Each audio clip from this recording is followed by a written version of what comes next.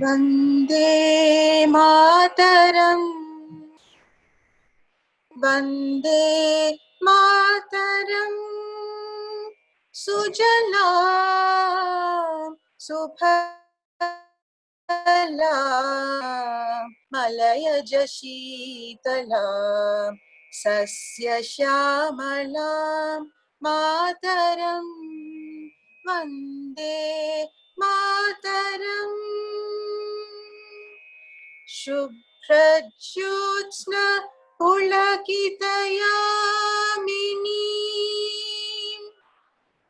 Pullakusumita Drumadala Shobhini Suhasini Sumadhura Bhashini Sukhadam Varadam Mataram. Vande Mataram. Vande Mataram.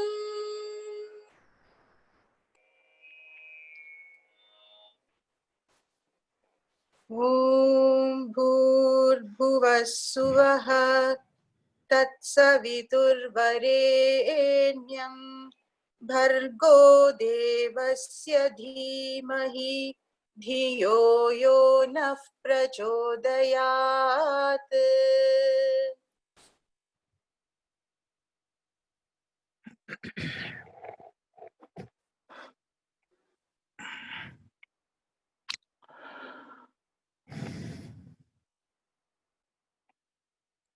Om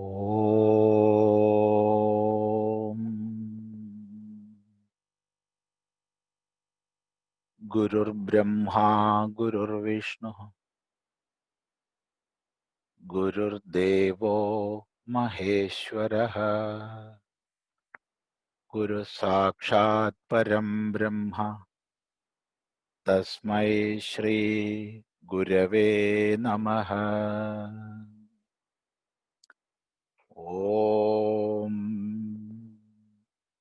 Sadashiva Samarambham Shankaracharya Madhyamam Asmadacharya Paryandam Vande Guru Paramparam. Oh.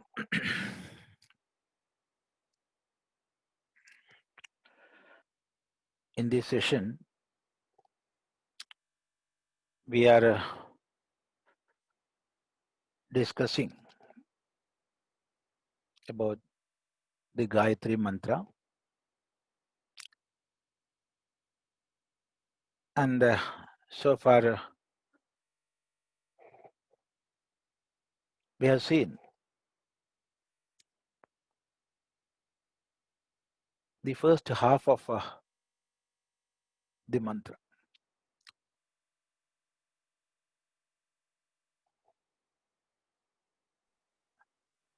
We have discussed about Pranava, that is the Omkara. It is the essence of the whole Veda, and considered as most auspicious of all words.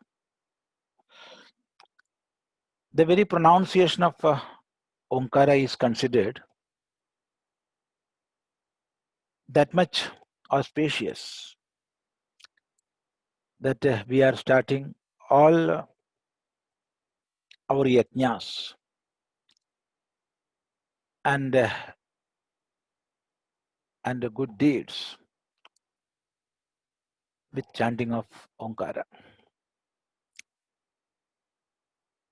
And after Omkara, we chanted Bhuhu, Bhuvaha, and Swaha.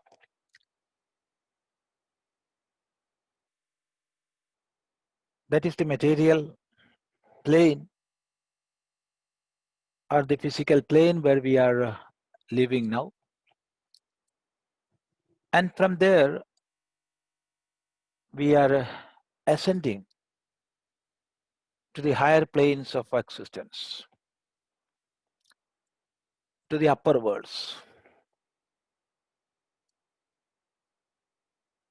And by chanting Bhuvaha and Suvaha, that is Bhuvaha and Swaha, that immediate worlds above our Bhu,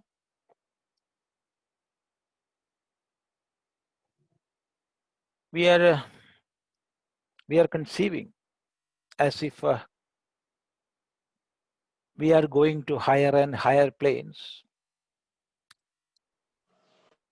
and it will take us to the highest of all, that is Satyaloka or Brahmaloka.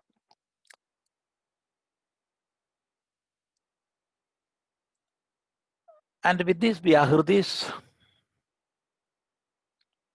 we are going to the mantra part. Tat saviturvarenyam bhargo devasya dhimahi dhiyo yo nah prachodayat. So in our last sitting, we discussed about the first two lines, the inner meanings or implications of those two lines. Savituhu of the Savita. The meaning of Savita is Paramatma and the sun. As we are in the solar system, and the whole source of energy that we are getting here are coming from the sun. Not only that, the immediate cause of all existence we are seeing here are, as we perceive, are coming from the sun. He is the protector. So Savita is the sun, and at the same time Savita is Paramatma, because the meaning of Savita is one who is giving birth. One who is giving birth to all beings, all existences. Because Savita Shabda, the word Savita comes from the root Shu, meaning Prani Prasave, to give birth. So from whom or from which all the manifestations are coming? He is Savita, and invariably it will mean Paramatma. In support of this conclusion, we have seen the Shruti Yatova Imani Bhudani Jayande.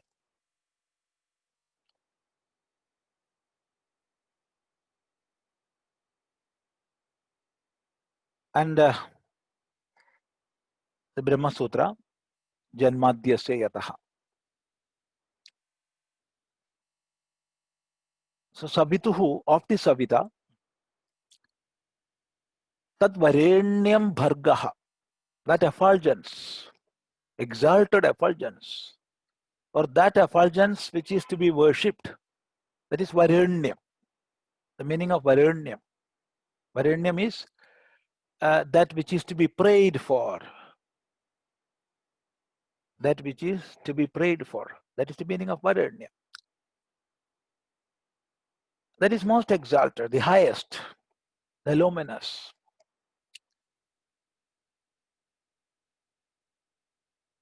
That Varanyam Tejaha Bhargaha, effulgence. Who is Savita? Again it is said Devasya. Savita is Deva. So Savituhu Devasya. Deva is the effulgent being, the lustrous being, one who is giving light to all, who is giving light and energy to sun, by whom everything is, all beings in this universe, or the universe itself is existing, who is giving that existence to all. He is Deva. And of his Devasya, of the Savita, Savituhu, Tad, that Varanyam Bhargaha, that effulgence of the Savita, that effulgence of the sun or the Paramatma, most exalted,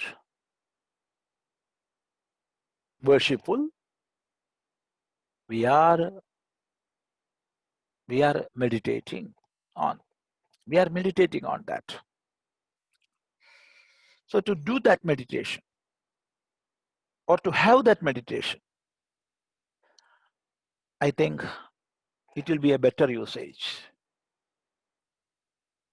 Because meditation is not something to be done. We cannot do meditation. We cannot do meditation. But many a time we are seeing, people are saying, I am doing meditation. I does meditation for 1 hour daily. And it is better to do meditation. In such stretch, many are speaking in this world. But we cannot do meditation. We can do basic steps, or we can go through basic steps which will lead us to meditation. Or we can do those practices which will invite the higher stage of higher state of meditation. So meditation is not something to be done or something which can be done. It is a state that must come by its own. So here it is said, Dhimahi, we are meditating. Dhimahi, we are meditating.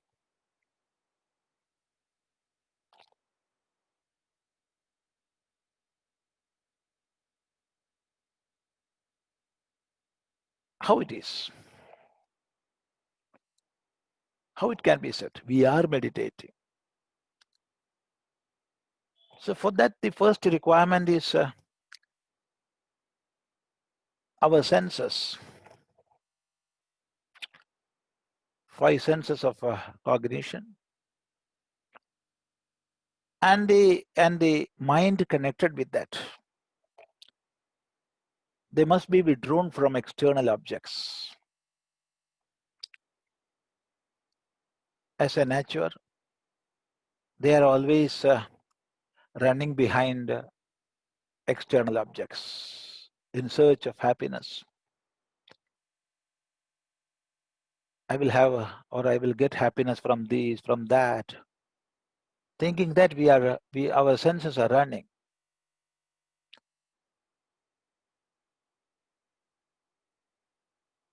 Always they are roaming. So we have to have control over them. That is the first requisite. And that is through Dhamma. Dhamma is the practice of controlling our senses of cognition. And for Dhamma to be achieved, we must have Shama. And for Shama to have achieved, we must have Dhamma. Without Dhamma, Shama won't come. And without Shama, Dhamma won't come. What is Shama? Shama is controlling our mind, inner instrument, and making it sit in itself without running after objects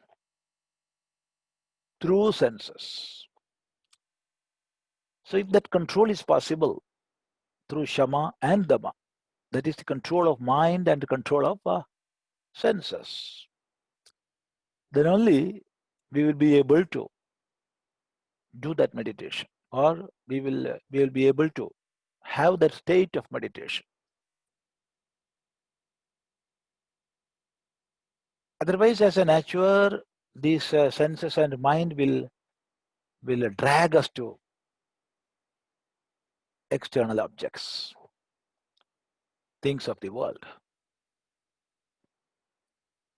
And as long as they are running here and there,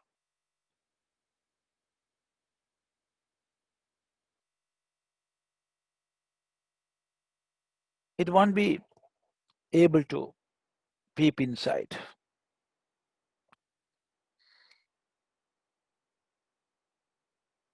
So controlling our senses and mind is imperative. And as a result of that, or only if it is achieved, then only we will be able to focus on ourselves.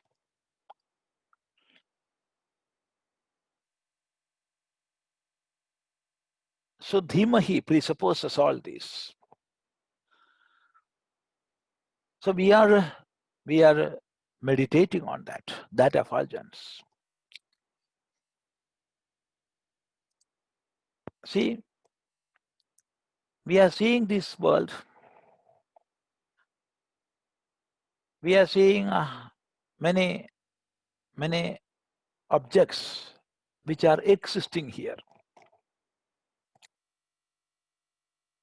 And through this, that is the things I am seeing. Or we can say this much, seen, the seen.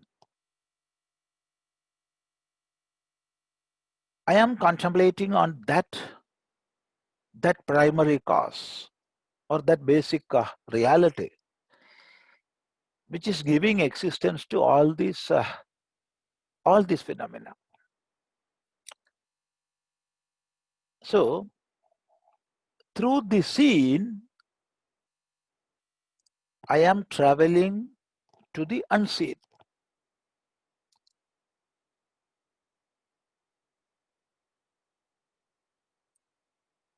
So for a sadhaka, for a seeker, the seen is a pathway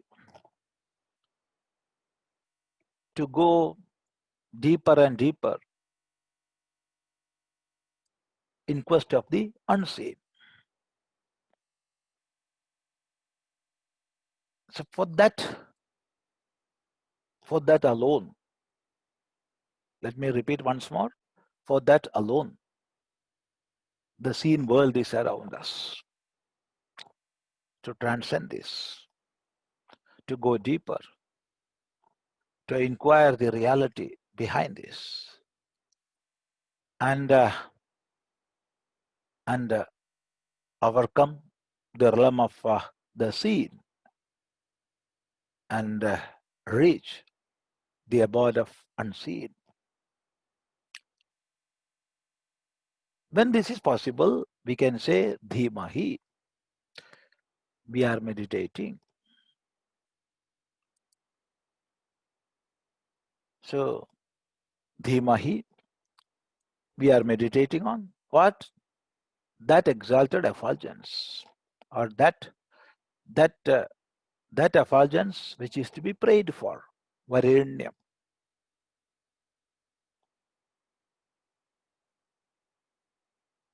Then comes the prayer. What is the prayer?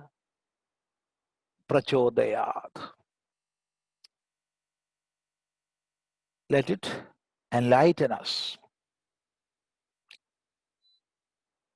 Prachodayat.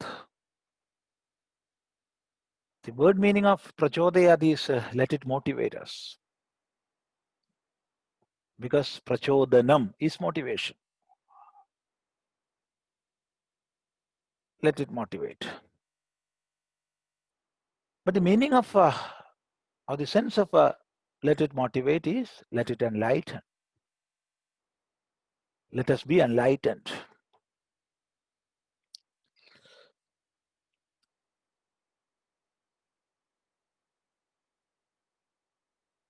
Yaha, who, naha, of our, dhiyaha, intellect, or in other words, we can say intelligence. But here we can take intellect. Dhiyaha, naha, of ours, prachodayat, enlighten. So let him enlighten our intellect. Let real light of knowledge dawn. Let real light of knowledge enter our intellect and motivate us. So this is a prayer. This is a prayer. And as we are human beings with the faculty to know, and through knowledge alone,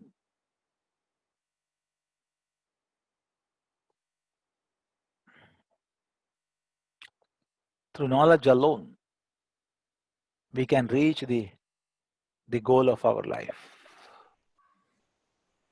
There is no other way. There is no other way than knowing. Because ignorance is the cause of all bondages,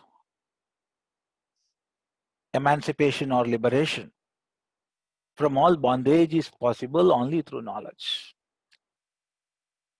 So to have that knowledge, to realize that ultimate knowledge, let our intellect be enlightened. This is the prayer.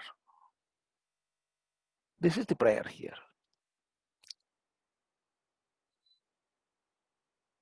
And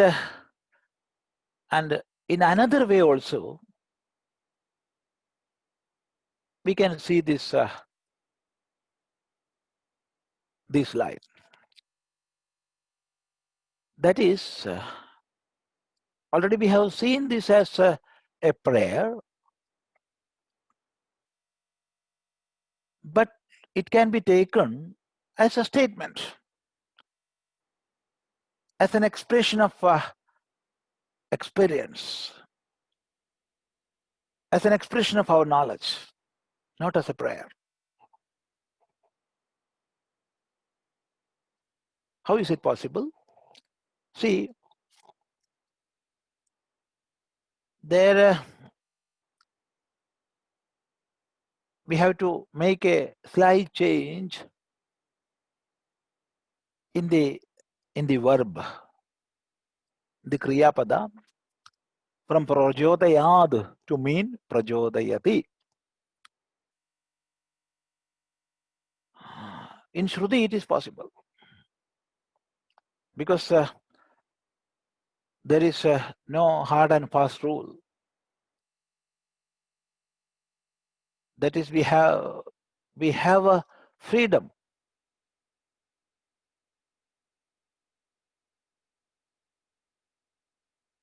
While understanding Shruti, we need not take Paniniya,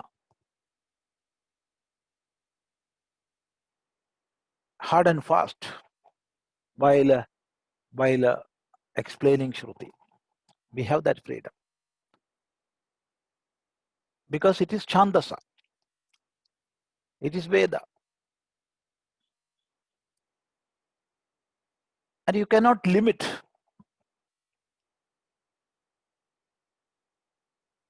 You cannot limit Veda with rules of grammar.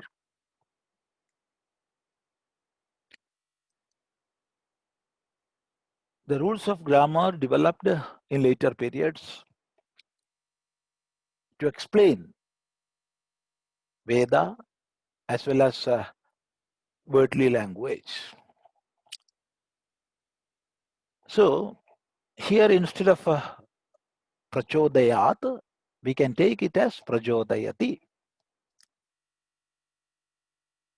Then the meaning will be yaha, who, naha dhiyaha prachodayati,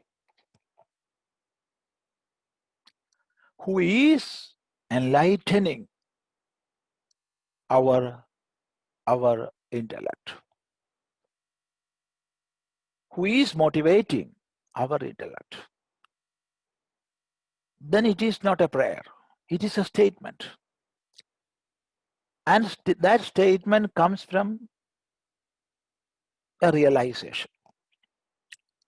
And that realization is the Paramatma is enlightening our individual intellects. Because of him, it is shining. As he is giving light to the sun, he is giving the light to our intellect, our faculty to know. So when we take in this way, it is not a prayer, it is rather a statement. So the Paramatma is enlightening us. And who is that? He is the basic cause or primary cause of all these manifestations. And that effulgence or that light is to be worshipped. And that Paramatma, who is enlightening us, him I am meditating. Him I am meditating. And at this stage of inner meditation, there is no prayer. There is no prayer remaining now.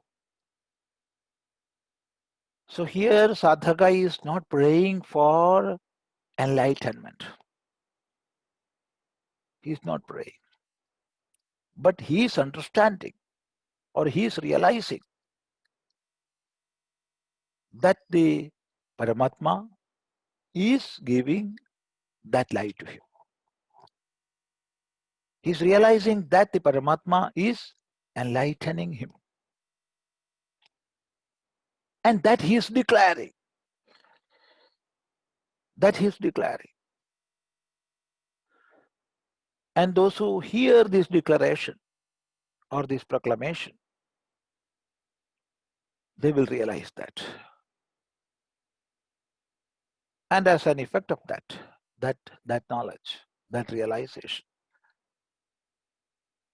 they also will travel deep within in quest of that, to realize that.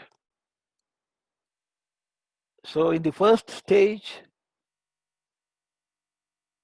the realization means a recognition of the fact, and that recognition of the fact will lead us to deeper inquiries, and that deeper inquiries or those deeper inquiries will invariably take us to the ultimate realization. And what is that realization? That Paramatma is enlightening us. So the knowledge I am having, or I am saying as my knowledge, is not individualistic in nature. It is the whole. It is the whole. And when we are realizing that, realizing what? Realizing the Paramatma is enlightening our individual intellect. And the light which I am having now is the whole. That as a nature or as a natural result, our fragmented ego, our individualistic ego, it will go. It will vanish. It will vanish. And what will remain? What remain is that effulgence without the difference of he and me. Without the difference of that and this, then it is poor now. So Gayatri Mantra, when it is taken not as a prayer, but as a statement of, but as a declaration of that realization, then it will take us to the highest state of existence where there is not a tinge of difference.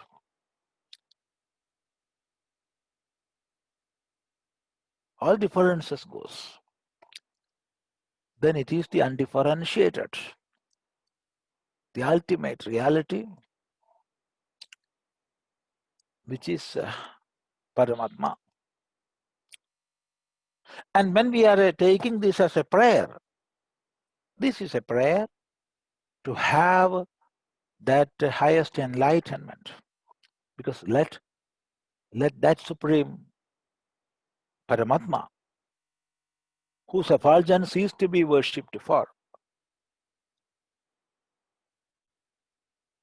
let him enlighten our intellect.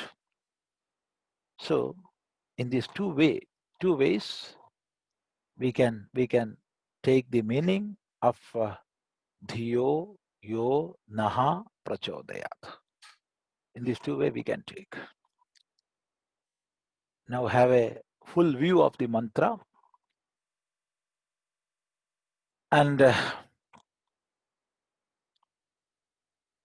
through deep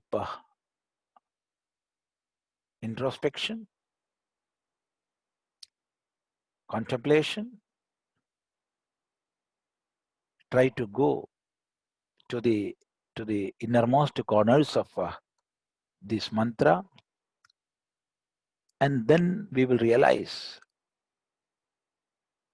the whole of Veda, that is from the very starting point of the physical plane to the highest realization, is embedded here in this Gayatri mantra. And that is why this Gayatri is considered as the highest mantra. Na Gayatriyaha Paro Mantraha, that we have seen. So if we are explaining, it will go on and on. We cannot put a full stop, because that much deeper this mantra is, that much eloquent it is. So I think it is this much explanation is sufficient. And to have a more understanding, we can go to our question answer session. So without any hesitation, you can ask whatever you want. And if I know, then we can discuss. Let that question answer session take us into more deeper planes of Gayatri mantra. So we can start that. Yes, Swamiji. Today's questions are from first question from Dr. Jaya Narendra ji. Unmute and ask. Namaskaram, Swamiji. Namaste. This question is actually from your first class on Pranavam. You had mentioned Bindu Nada Kala, 3 words, and I didn't quite understand that. Could you please explain that? See, Onkara, Om, which is called Pranava, also called Tara or Taraka or Shabda Brahma. This Pranava is the quintessence of Veda.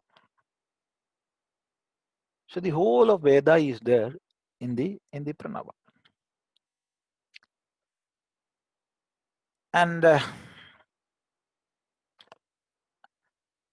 when we take Pranava as a whole, it would mean Paramatma.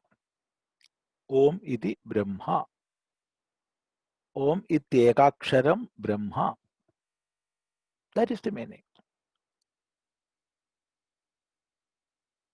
And when we divide that Shabda, Pranava, to its parts, then there are 3 varnas, A, U and M. For the purpose of pronunciation, we can add A to M and say Makara.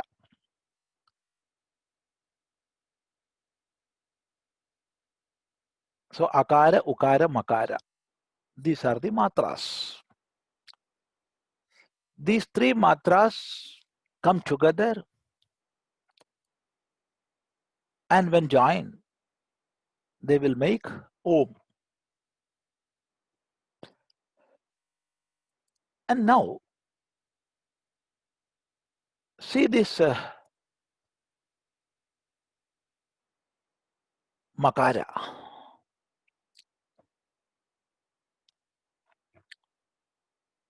There, no Akara is joined. So it is Om.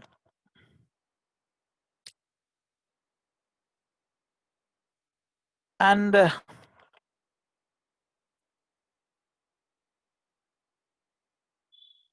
it is as if it is a bindu, it is a point. That is Akara and Ukara being Swaras. Swaras will exist by itself. Swayameva Rajyate. They will shine as they are. Without the help of any Vyanjana, they will stand. That is why they are called Swaras. But Vyanjanas, they won't stand without Swara. So always a Swara will be joined with Vyanjana. So in the grammar, we will join akara with all vyanjanas. And ka, kha, ga, gha, nga. In that way we will pronounce. When we pronounce ka, we know it is not correct. It should be ku. But for pronunciation purpose, we are adding a and we are pronouncing as ka. So here, such a swara is not there, and it is om. It is as if this shabda om ended with a point, bindu. And that is making a vibration of sound when properly uttered.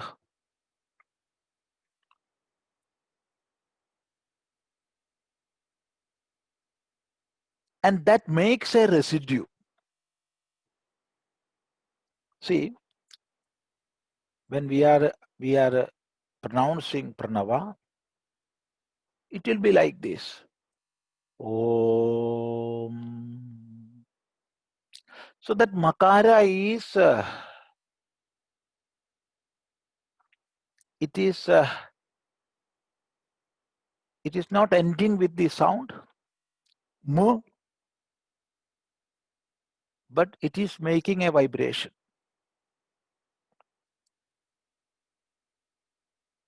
That is a nada. It is like a nada. So bindu is not the end point.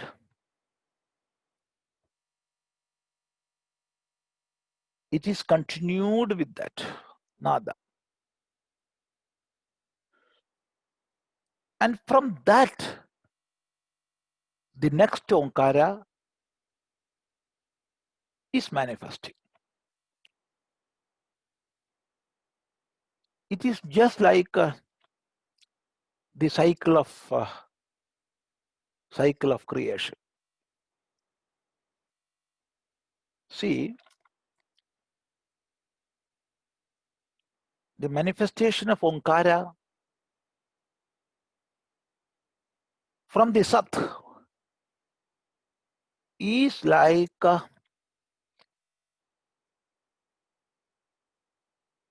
the manifestation from the unmanifest. That is, the unmanifest Brahman is being manifested as all creations, all beings, all worlds, whatever it is, whatever name you use, you can use. So from the unmanifest base, all manifestations are coming. In the same way, Omkara developed, and the development of Omkara from A is the beginning of manifestation, and it goes to Ukara. It is the state of being, and it goes to Makara. That is the beginning of dissolution. And when it is Bindu, it is the end point of dissolution. So A to Ma is creation or manifestation to dissolution. And U is the middle. And in the middle, all these beings are there. You are there, I am here, and we are talking. All these manifestations are there. Devatas are there. Everything. All the manifested planes are there. And it goes to Makara. It is dissolution. So here dissolution is not the end of all affairs. Just as Kalpadi is not the beginning, it is only the beginning of a Kalpa. It is not the manifestation of something out of nothing. No, we are not accepting that view. The existence is always there. Existence is always there. It have no birth, no death. And from that, all manifestations are coming and are dissolving, are going. So the beginning of Omkara is Akara, and Akara denotes this creation or the beginning.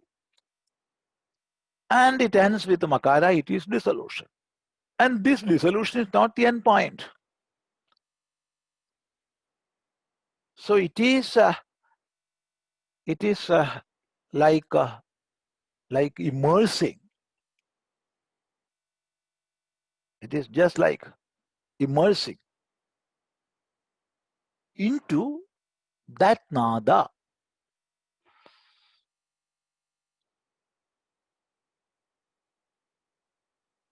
And from that nada, the next cycle of creation begins. And that is Kala. And from Kala, of course, next Akara, then Ukara, then Makara. So it goes on and on. It goes on and on. So one pranava, when we pronounce with the deep understanding, it will comprise a period of time which may have crores and crores of years. The Kalpakala, that is the period in which all creations are happening, that is being encompassed in one pranava when we are uttering with this understanding. So I am the very, very cause of this universe. And from my sound, pranava, the whole manifestations are coming. They are staying and they are dissolving. And again, to the next kalpa, it goes. So these are Bindu, Nada, and Kala. And as it goes on and on, as creation and dissolution, the reality is above this Bindu, Nada, and Kala. The reality is above creation, sustenance, and dissolution.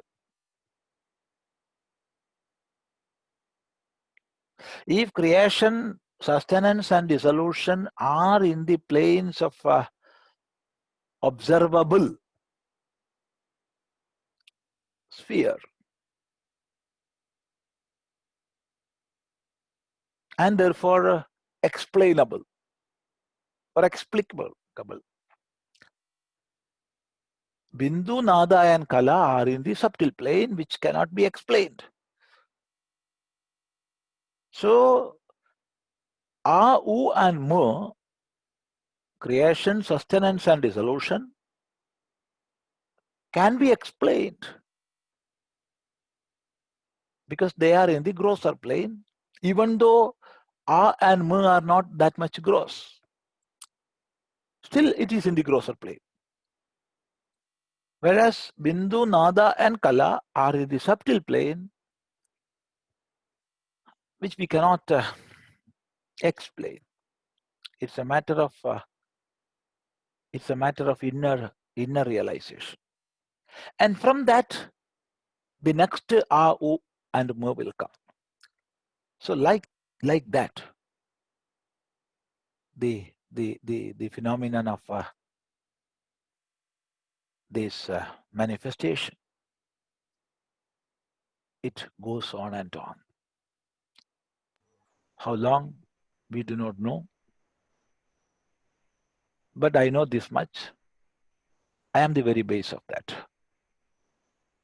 From me, all these happens. So that is about A, U, Ma and Bindu, Nada and Kala that follows. But please understand, this is not a thing which can be explained through words. Still we are trying just to shed some light. That is the answer. Namaste. Thank you. Namaskar, Swamiji. And next question is from Sri Venudas ji. Please unmute and ask. Pranamam Swamiji. Namaste, namaste. Namaste. We would like to know what is Trina Januka Nyayam, Swamiji, please. See, Jaluga is it is a leech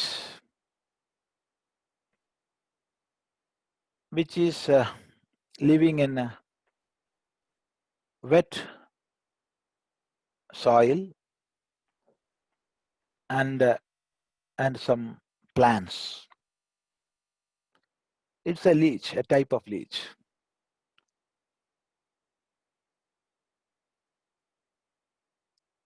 It is not a worm. It's a leech. And Trina is grass. So this Trina grass, it will be wet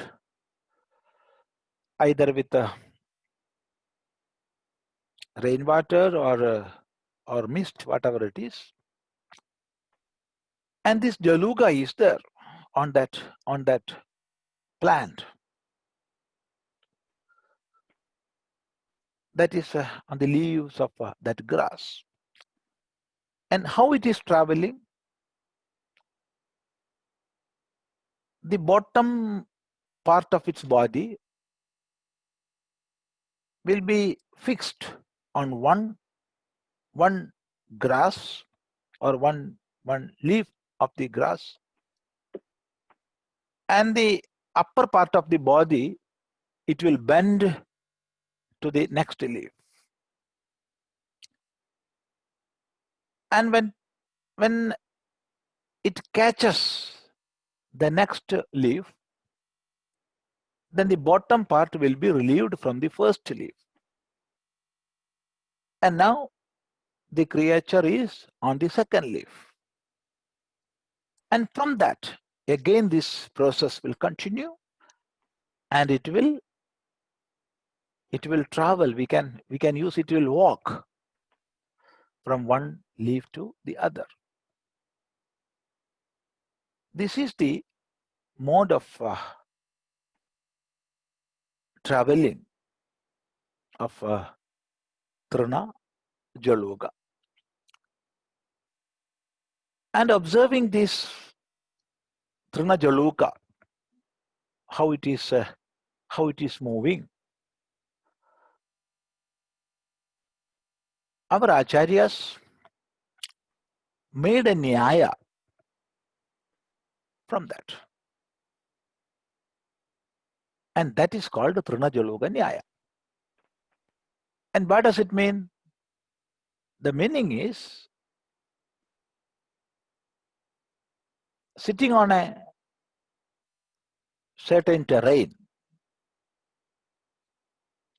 We are catching or we are holding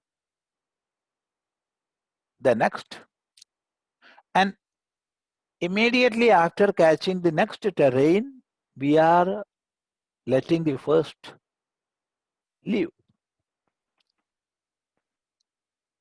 So this nyaya is used to explain the voyage of jiva from one body, that is one gross body, to another gross body. And the meaning is, or the implication is, catching another body, a jiva goes from one body. So there is no such a time span in between. That is leaving one body and entering another body, there is no time span. So after getting ready another body and holding it, then it is leaving the present body. It is just like moving from one rented house to another. We are giving advance to a house and we are taking it. We are not occupying, we are taking hold of it. Only after giving advance, you are permitted to enter that. And we will make the whole house ready for our stay, and then we will leave the first house and immediately enter the next. So this is the way Jiva leaves one body and takes the other. So this is a way some acharyas explains. See, you did ask about the Nyaya only, but when we are connecting that Nyaya with the voyage of Jiva, then we have to understand, or we must understand, that these are only some propositions. These are not the final words. See, the real nature of Atma is Sat, Chit and Ananda. There is no disagreement. All acharyas are one in that. They are unanimously teaching the same thing. There is no difference of opinion, because they are talking from their innermost experience. But things of the world, things which are limited by time and space, in such matters, there will be differences of opinions. Because some acharyas will say in one way, and some other acharyas in some other ways. So, in matters like this, there are different opinions, and therefore we can take this as some propositions. This we have to keep in mind. Namaste. Next question is from Dr. Kamalaji. Please unmute and ask. Namaste, Swamiji. Namaste. There are three parts in my question. One is a request, and one I just want to give a statement and then question. The request, and very really thankful to you, Swamiji, for taking us Pradasmaranam and Gayatri Mandram. Next, we request you to take us Nirvana Shatkam from next class onwards. That is the first request. And the second statement, I want to tell everyone that we have translated Swamiji's Gayatri Mandram book in detail in English. It is available with us. If anybody wants that, we are ready to send it, or you can contact one of us. And the third question about the Gayatri Mandra, people say there are Gayatri Tarpanam, Punischaranam and all. What is it? Can you just explain, Swamiji, little bit about that? See, in the Mantra Shastra, different types of mantras are there. And different types of anushtanas are there. After getting initiated, we will repeat chanting mantras as given by our Guru. That is the common practice. And after chanting for some time, we can do Purascharana. It is not for Gayatri alone, for all mantras. For all mantras, Purascharana Vidhi is there. There are the rules of Purascharana. So it differs from mantra to mantra and from tradition to tradition. So this Purascharana, we have to observe as per the teaching of our Guru or as per our tradition. But there are some general aspects. To specifics, I am not going, because the specifics we have to get from our Guru or from our tradition. Generals only we can discuss. That is, first of all, we will do some sankalpa that within such a period I will complete this. For example, within 4 months, I will complete this Purascharana. Or within 1 month, I will complete this Purascharana. It depends on the mantra. And then in some traditions, there will be daily pujas in the sandhyas. In some tradition, there will be puja in the beginning. In some traditions, there are no pujas at all. But as every upasaka who chants mantra, there will be nyasa and all. And after doing nyasa, start chanting mantras. And within the period, we will have to chant akshara laksha. That is, how many syllables are there in one mantra? There are two opinions. Some acharya says this we have to count, taking into account bijakshara also. And some acharyas are opining that we need not take bijakshara for this purpose. But we have to chant the mantra and there will be bijakshara, but for Purascharana purpose, the number of syllables will be taken excluding bijakshara.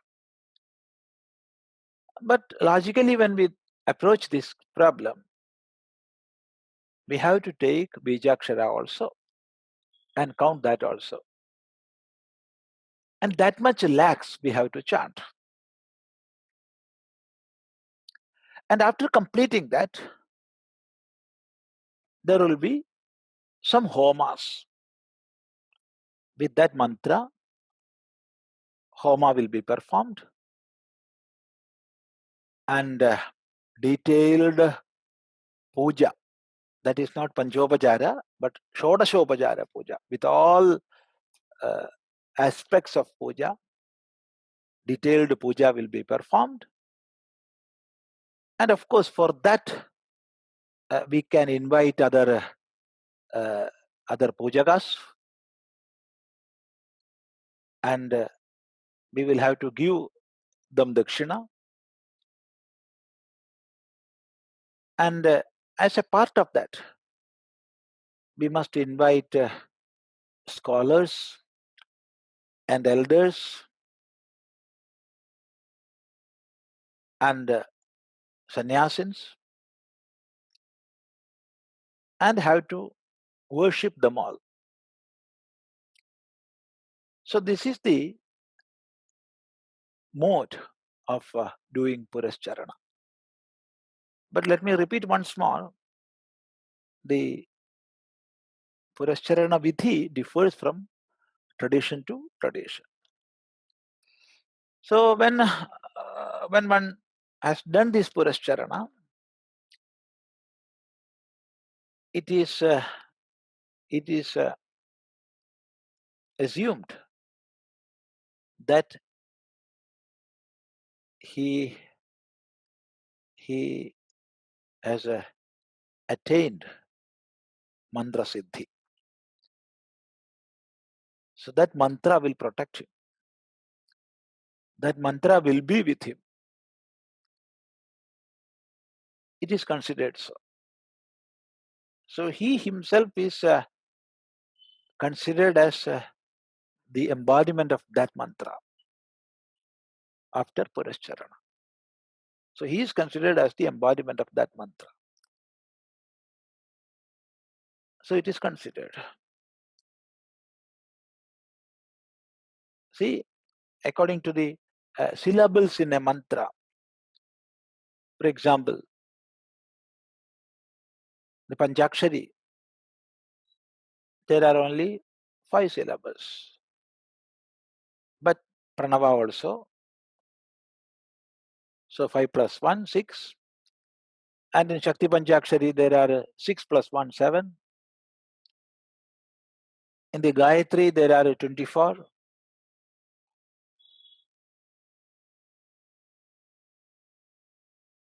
Like that. How many syllables are there in a mantra? In the Shodashi, there are 16.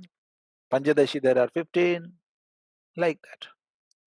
So that much lakh times, 100,000 times, we have to chant. So it will take that much time.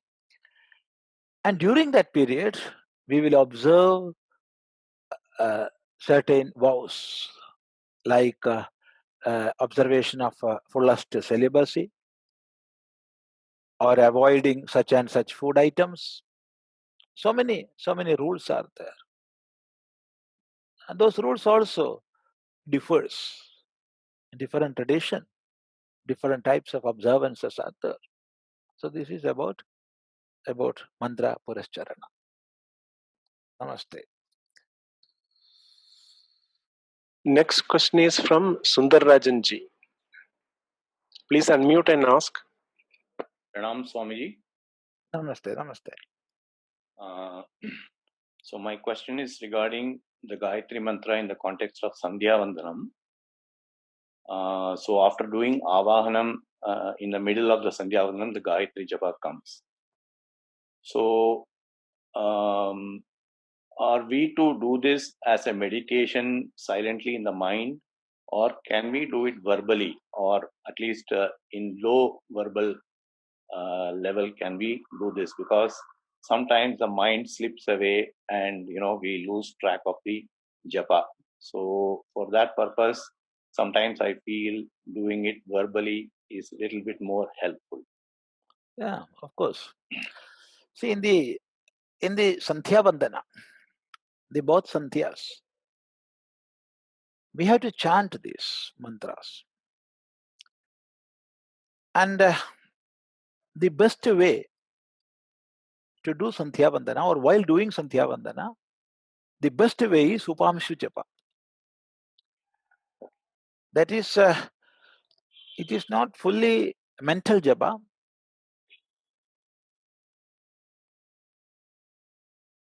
At the same time, it is not done loudly also. With a low voice, Okay. that chanting will be better in Sandhya Vandanas. And while after Sandhya Vandana, or in addition to Sandhya Vandana, we can chant Gayatri whenever we want. Oh. And sitting at a place quietly, we can chant fully inside without verbal utterance. And it will lead, or it will take us to deeper meditations. It will take us to deeper meditations. There is no doubt in that. So when we do it outside Sandhya Vandana, should we do the Avahanam, or just like that we can start chanting, Swamiji? There is no need of Avahanam. Okay. It's only while doing a Sandhya Vandana it comes. Okay. When we are doing it as a inner sadhana, of course we have to do Nyasa, and after doing Nyasa, that is Rishi, Chandas and Devata, that only, not that much alone. Okay. That much alone. Okay. Yeah. Thank you, Swami. Namaste.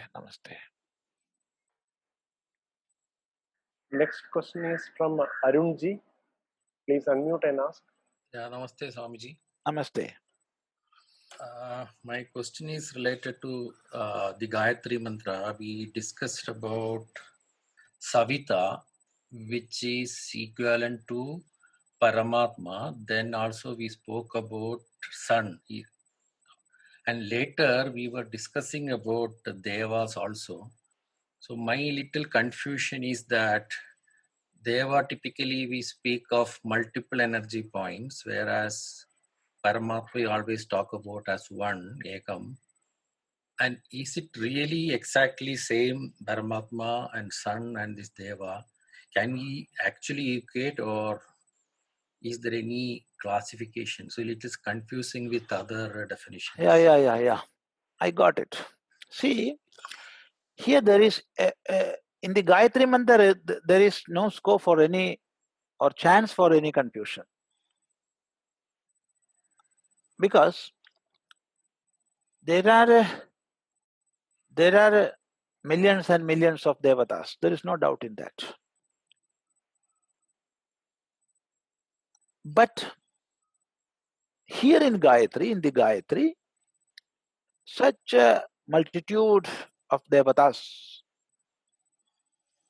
are not at all considered here. Here, Devasya, it is the Shabda. Devasya is the singular form of the sixth case, the sixth vibhakti. That is of the Deva. The meaning of Devasya is of the Deva. And there is Savituhu. Savituhu. That is of the Savita. These two words both are in the singular form of sixth vibhakti, Savituhu and Devasya. Both are in the same vibhakti, same vachana, that is singular. Then there is the rule that if we are seeing, or we are using 2 or 3 or 4, whatever be the number, words in one sentence, in one vibhakti, in one vachana, then we have to take the meaning as to mean one entity. This is the rule. This is the well accepted rule. So here, Devasya and Savituhu will stand together. You cannot separate them. You cannot, as per the rules of the grammar, Vyakarana. It is called Samanya Adhikaranya Nyaya. When 2 or more words are used in one vibhakti, one vachana, in one sentence, we have to take the meaning together. We have to join them together. See, the first word of Bhagavad Gita is Dharma Kshetre, followed by Kurukshetre. Both are in the singular of Saptami Vibhakti, Dharma Kshetre, Kurukshetre. Then we cannot explain these two words separately. Dharma Kshetra, the meaning of Dharma Kshetra is this, and the meaning of Kurukshetra is this. No, we cannot. Because both must be joined together, and we have to explain as a whole. In the same way here also, Savituhu Devasya. So who is Savita? That is Deva. Who is Deva? That is Savita. And of him. Of him what? The effulgence of him. Effulgence of that Savita, of Paramatma. Who is Deva? Or the effulgence of that Deva who is Savita. That I am meditating or we are meditating on.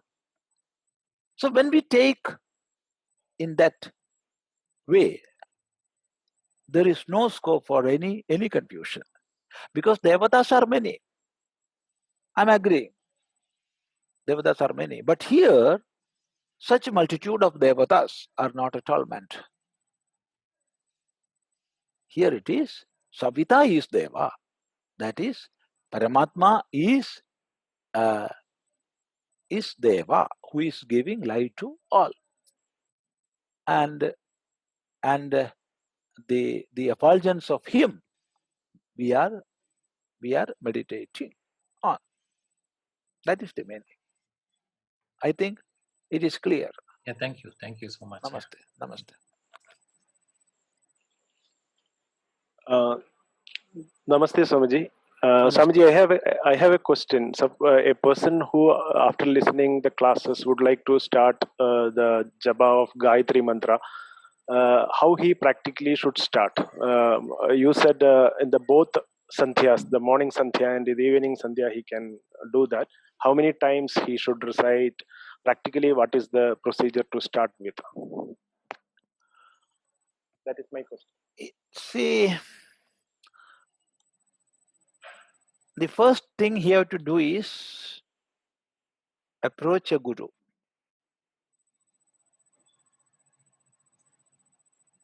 Then he have to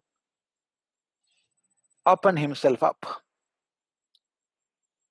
and ask for getting initiated. The rest that guru will do. Because through these explanations and commentaries, we are trying to give an insight into the mantra. This is not initiation. So one who have that call from within, that inner urge is there to do Gayatri Japa, he have to approach somebody, one who is doing Gayatri or who is competent enough to give Gayatri. So he must approach, and as per the teachings of that guru or as per the advices of that guru, he have to do. That is the answer. Because it is better to have initiation. It is better.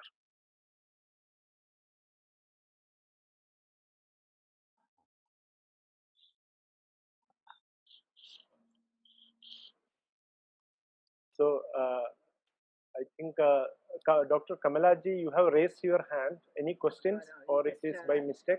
We can write it that we are starting next week. Nirvana Shatkam, Swamiji. Just want to. See,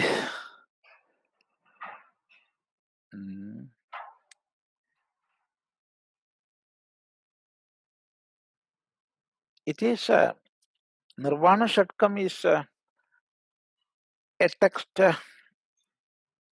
or 6 verses to be meditated upon. So we want to do the mananam and And learn from you. that is true, we can do that, but the scope for explanation, Or any other Shiva Sankalpa Sukta. yes, we can take that, whatever it is. Even the Nirvana Shatkam we can take, but what I am saying is, it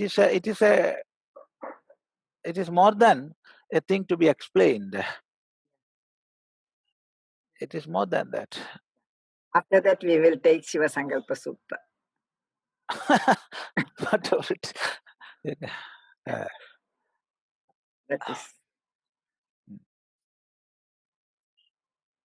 so there is no much scope for explanations in Nirvana Shatkam, because each words or each shloka are repeated introspections. Who am I? What is my real nature? So it is not something to be explained verbally. That is the problem. But however, if you want, we can take that. There is no problem. But scope for explanation is not that much there. Okay, we will. Swamiji, Ah. we will fix that. We can decide, eh? Yeah. Next Saturday this time. Sometime next Saturday. Your availability, comfort level, I mean, the time. Yeah, there's no as far as the time is concerned, there is no problem at all. But about Nirvana Shatkam, I am thinking that. This Shiva Sankalpa Suktam also is. That Yeah, is we can take that, I think. Shiva Sankalpa Sukta. Yeah. Okay.